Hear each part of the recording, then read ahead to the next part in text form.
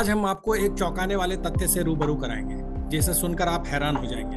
आमतौर पर उम्र बढ़ने के साथ शरीर की हड्डियां कमजोर होने लगती है और हड्डियों से जुड़ी कई बीमारियां अटैक कर देती हैं। इनमें ऑस्टियोपेनिया, ऑस्टियोपोरोसिस और आर्थराइटिस प्रमुख है। इसका पता तब चलता है जब हड्डियां ज्यादा तकलीफ देने लगती हैं। ऑस्टियोपेनिया को ऑस्टियोपोरोसिस का फर्स्ट स्टेज माना जाता है, जो आमतौर पर 40-50 साल की उम्र के बाद शुरू होता है। ये तकलीफ पुरुषों की अपेक्षा महिलाओं को ज्यादा होती है। आपको ये जानकर आश्चर्य होगा कि ऑस्टियोपेनिया अब जवान लोगों को भी अटैक करने लगा है। 20-22 साल की लड़कियां भी इसका शिकार हो रही हैं। क्योंकि शुरू में उन्हें पता नहीं चल पाता, इसलिए वे समय पर हड्डी विशेषज्ञ से संपर्क नहीं कर पाते और तकलीफ बढ़ती जाती है। शायद इसलिए ऑस्टियोपेनिया को साइलेंट डिजीज भी कहा जाता है। थकावट, आलस और जोड़ों में दर्द की समस्या भरी जवानी में शुरू हो जाती है।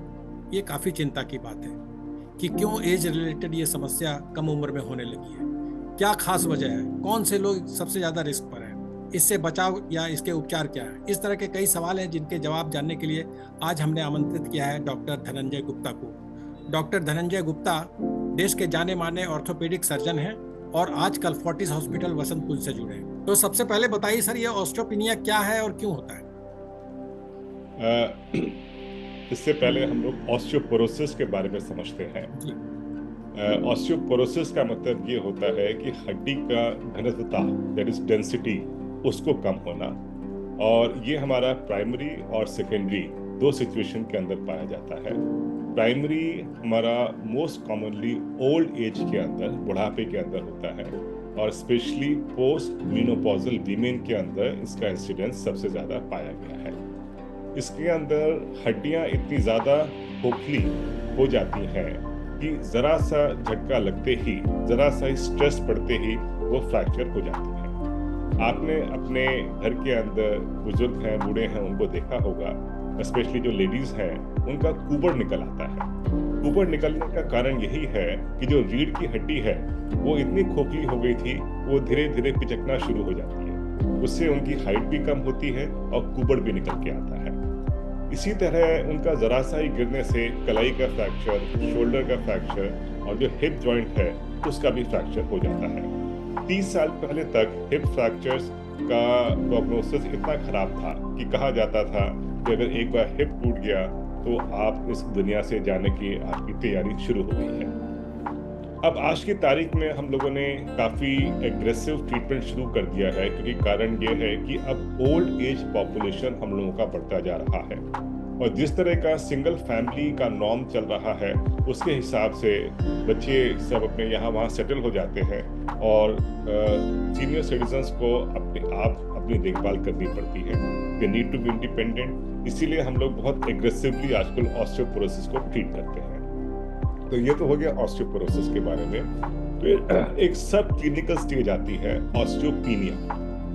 ऑस्टियोपेनिया के अंदर अभी वो क्रिटिकल हमारा डेंसिटी कम नहीं हुई है जो कि आपको पैथोलॉजिकल फ्रैक्चर कॉज करता है, लेकिन अगर ये आपने सही टाइम पे इंटरवेन नहीं किया तो ये स्लोली ग्रेजुअली आपका ऑस्टियोपोरोसिस में कन्वर्ट हो जाता है। जैसे कि मालवीय साहब ने कहा कि ये एक साइलेंट डिजीज है।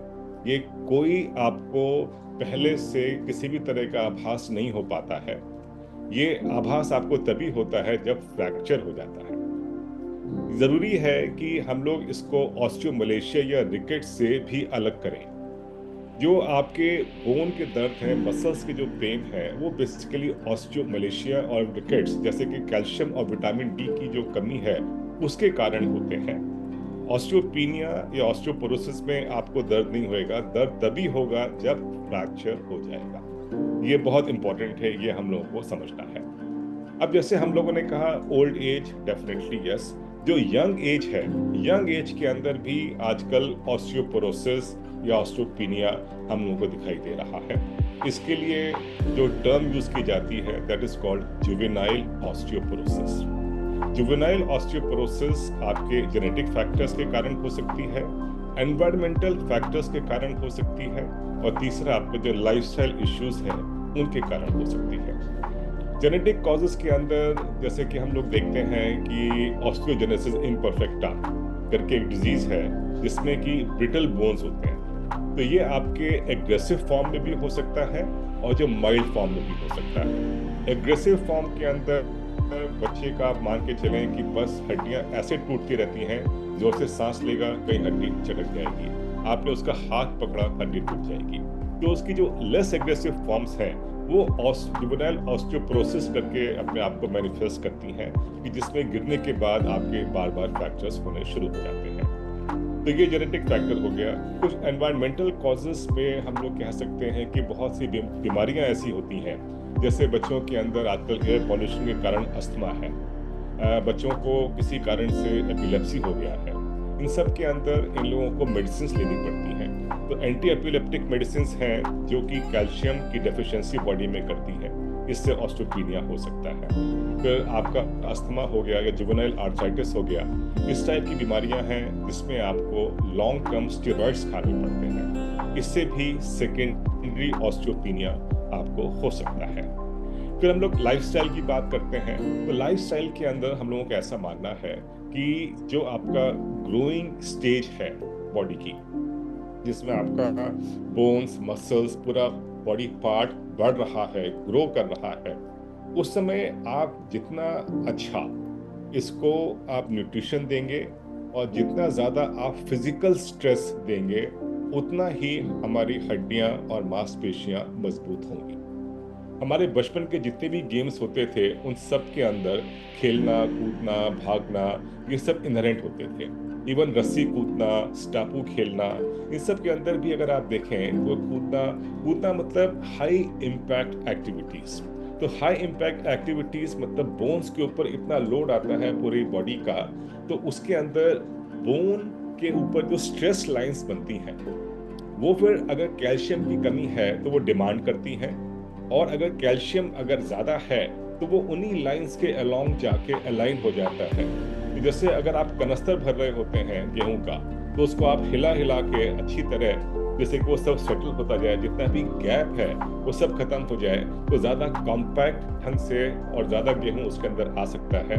यही तरीका हमारा बॉडी ने बोन्स के अंदर भी किया हुआ है। जितना ज़्यादा इम्पैक्ट उसके ऊपर आएगा फॉर्मेटिव स्टेज के अंदर, उतना ही ज़्यादा कैल्शियम डिपॉजिट होगा, उतना ही बोन स्ट्रांग होगी। There is a concept called peak bone mass. Peak bone mass मतलब उस पर्टिकुलर इंडिविजुअल पर्सन, उसका जो मॉर्फोलॉजी है, जो उसका शेप है स्केलेटन का।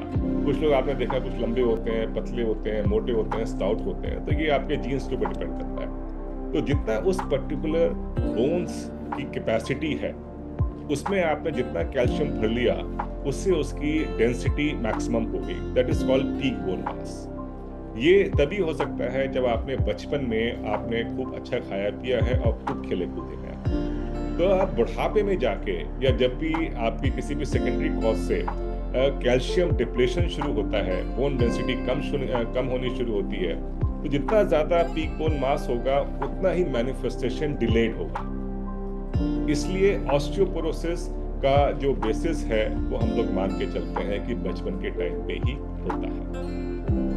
डॉक्टर साहब, आजकल मैंने कहीं पढ़ रहा था, आजकल अस्पतालों में और डॉक्टरों के पास, आपके पास भी आते होंगे, 22-23 साल की लड़कियां आ रही है ऑस्टियोपेनिया की शिकायत लेकर। जैसा कि आपने कहा, क्या ये लाइफस्टाइल का दोष है या जेनेटिक प्रॉब्लम है या कुछ और वजह है? क्योंकि अचानक ये मामले बढ़ने की वजह क्या है?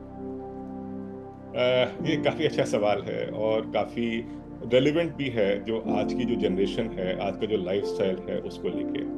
उसमें मैं 2-3 चीज़ें बोलना चाहूँगा मैं। नंबर 1 कि जो हमारी सोसाइटी है वो लुक गुड फील गुड वाले कॉन्सेप्ट पे ज़्यादा काम करती है, वो कि मुझे अच्छा दिखना है। उसके चक्कर में बहुत से साइकोलॉजिकल सिचुएशंस आ जाती हैं। In particular we have anorexia nervosa, जिसमें कि जो यंग गर्ल्स हैं स्पेशली, वो अपनी फिगर मेंटेन करने के चक्कर में डाइटिंग के ऊपर जाती हैं या खाना खा के उल्टी कर देती हैं, जिससे कि खाना ना शरीर के ऊपर चढ़ पाए। तो ये साइकोलॉजिकल प्रॉब्लम है, बट इसका मैनिफेस्टेशन होता है मैल न्यूट्रिशन। बॉडी को एडिक्वेट प्रोटीन्स, मिनरल्स, कैल्शियम ये सब नहीं मिल पाता है, which leads to osteopenia. It may also cause osteomalacia also. तो this is number 1। Number 2 feel good. Feel good के अंदर लुक के अलावा जो टेस्ट है खाने का, उसको भी लेके लोगों में, बच्चों में इतना ज़्यादा इश्यू बन गए हैं कि मैं दूध नहीं पीऊँगा, मैं दाल नहीं खाऊँगा, मैं सब्ज़ी नहीं खाऊँगा। एंड अनफॉर्चुनेटली जो हमारा अभी सोसाइटी का है, जो फैमिलीज़ का है, both parents they seem to be working, और उनके लिए बच्चों की सारी बातें मान लेना कि भैया तू बस खाना खा ले, चल तुझे पिज़्ज़ा ही पसंद है, चल मैं पिज़्ज़ा ही मंगा लेता हूँ। So for them it's a duty कि बच्चे को फीड कराना है।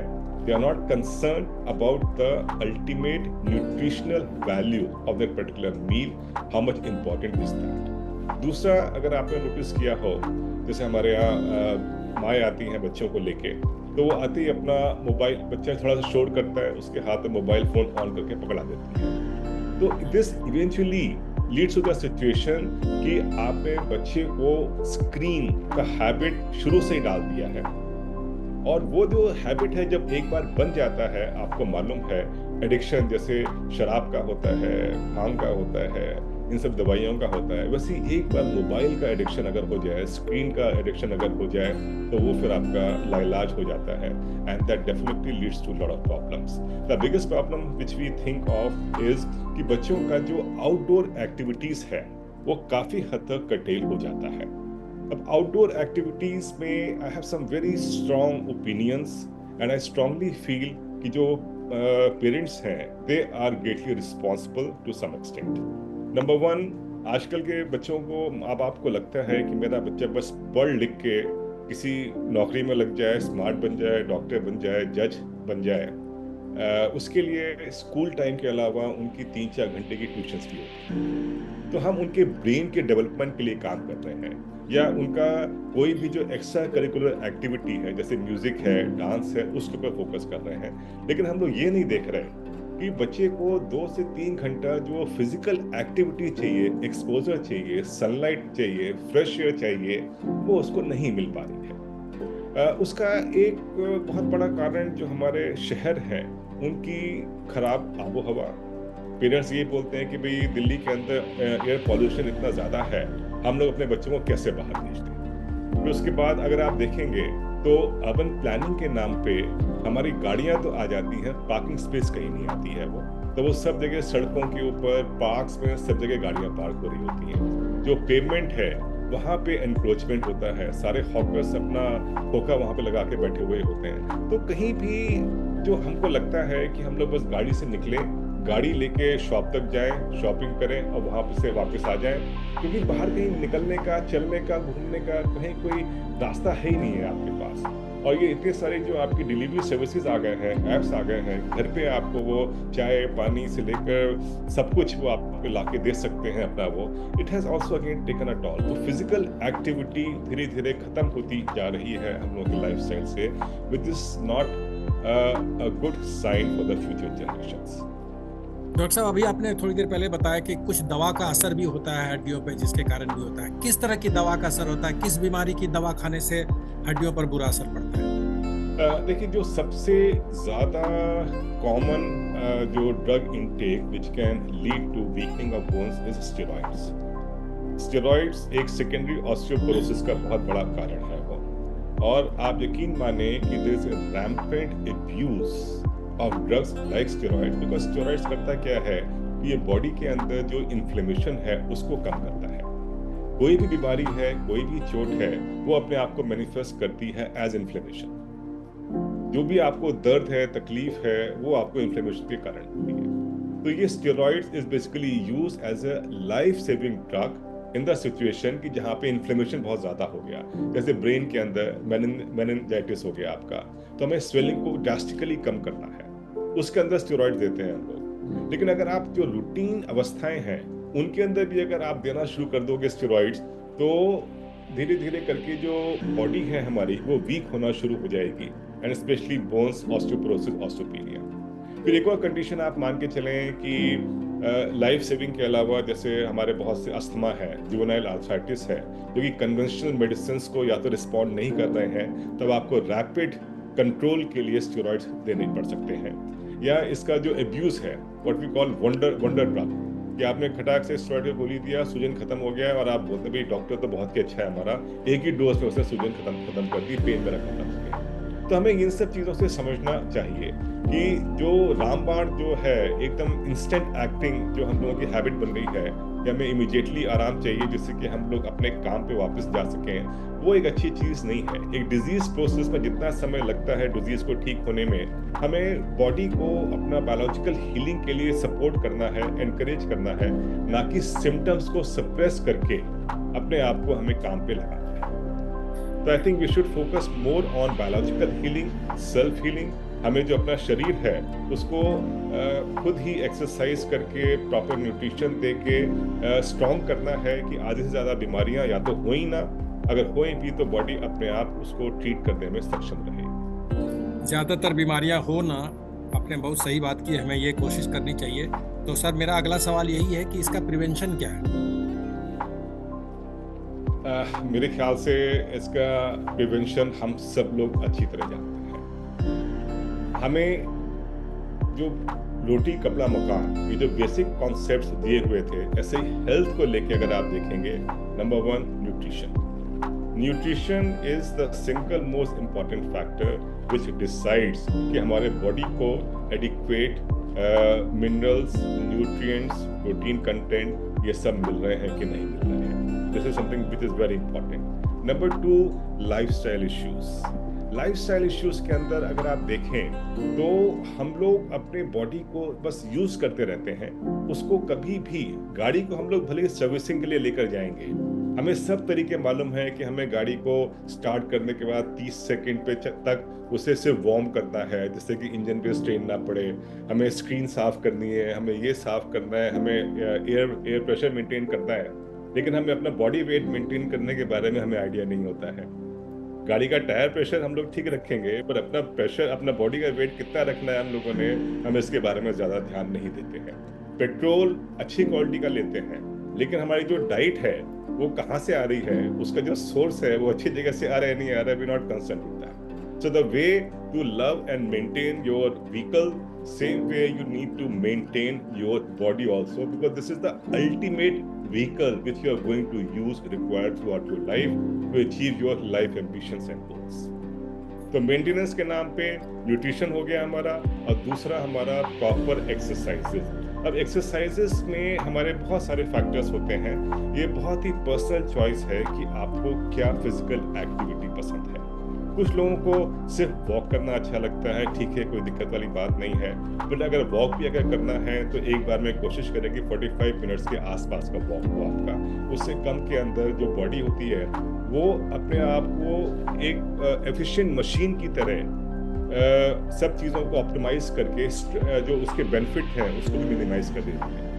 तो इसलिए मिनिमम 45 मिनट्स का होना चाहिए। तो आई ऑलवेज से कि minimum 6 to 10,000 steps per day का हमारा टारगेट होना चाहिए, depending on your time and your inclination. Number 2, जब हम लोग चल रहे हैं तो टांगों के ऊपर, स्पाइन के ऊपर हमारा बॉडी का वेट आ रहा है, लेकिन जो लिम्स हैं, हमारे हाथ हैं, उनके ऊपर बिल्कुल भी लोड नहीं आता है। तो अपना आप आधा किलो, 1 किलो का जो वजन है हाथों में लेके चलेंगे तो आपका पूरी बॉडी के ऊपर वेट स्ट्रेस पड़ेगा, which is good for that. Number 3, जो स्पीड है आपकी, आप स्पीड कितना रखें, क्योंकि हमें कार्डियोवैस्कुलर भी तो करना है। जो हमारे लंग्स हैं, हार्ट है, उनका भी एक्सरसाइज होना चाहिए, सांस फूलना चाहिए। That means we are putting our heart under stress, जिससे कि वो भी स्ट्रेंथन रहेगा वो। तो उसके अंदर आप अपना इतना स्पीड रखें कि आप बात कर सकते हैं लेकिन गाना नहीं गा सकते हैं, ठीक है। मतलब इस तरह करके स्मॉल थिंग्स हैं। अब कुछ लोगों को साइकिलिंग का बहुत शौक है, बहुत ही अच्छी बात है, आप साइकिल करें अपना वो, लेकिन उसके साथ साथ कोशिश करें कि आप साइकिल भी उठा के लेके जा रहे हैं, तो उससे आपकी जो अपर बॉडी है, आर्म है, उनकी भी एक्सरसाइज हो रही है। स्विमिंग का बहुत शौक है किसी को अपना वो, पर स्विमिंग के अंदर अगर आप देखें तो आपकी जो बोन्स हैं, मसल्स हैं, उनकी लोडिंग ज़्यादा नहीं हो रही है। तो उसके साथ आप वार्म अप करें, जिसमें अपने आप पुशअप हैं, स्क्वाट्स हैं, ये करके अगर आप स्विमिंग करेंगे तो आपका पूरा बॉडी के ऊपर लोड अच्छा पड़ेगा और आपकी मसल्स भी स्ट्रेंथन होंगी। अगर आप सिर्फ योगा कर रहे हैं, ठीक है, अच्छी बात है, योगा करें आप, पर उसके साथ भी आप इस तरह की कुछ और एक्टिविटीज़ भी करें जिससे कि आपका हार्ट रेट बढ़े, आपकी जो रेस्पिरेटरी रेट है वो भी बढ़े, और आपका जो लोड है वो भी आए हाथ के ऊपर, पाँव के ऊपर। तो this is absolutely individual, but you have to do something moderate exercises at least 3 times per week, mild exercises 6 days in a week. This is बहुत ही आवश्यक है हम लोगों के लिए। डॉक्टर साहब एक लास्ट क्वेश्चन, क्योंकि इसके सिम्टम्स खास होते नहीं हैं, तो किसी को कैसे पता चले कि अब डॉक्टर के पास जाने का टाइम आ गया, और किस टेस्ट से, किस तरह के टेस्ट से ये पता चलता है कि उसको ऑस्टियोपेनिया या ऑस्टियोपोरोसिस है, और इसका ट्रीटमेंट का सक्सेस रेट क्या है? आई थिंक ये आपका सवाल बहुत ही स्पेसिफिक है इस सिचुएशन के लिए।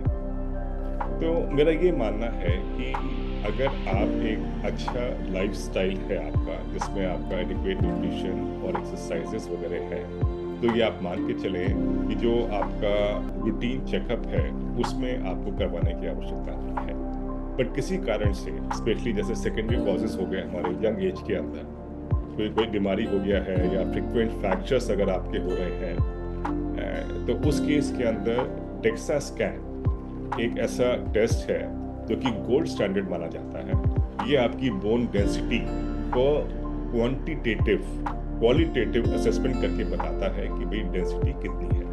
फिर उसके बेसिस पे अगर हमें लगता है कि बहुत ज़्यादा कम है डेंसिटी, तो उसके हिसाब से स्पेसिफिक ट्रीटमेंट हम लोग शुरू करते हैं।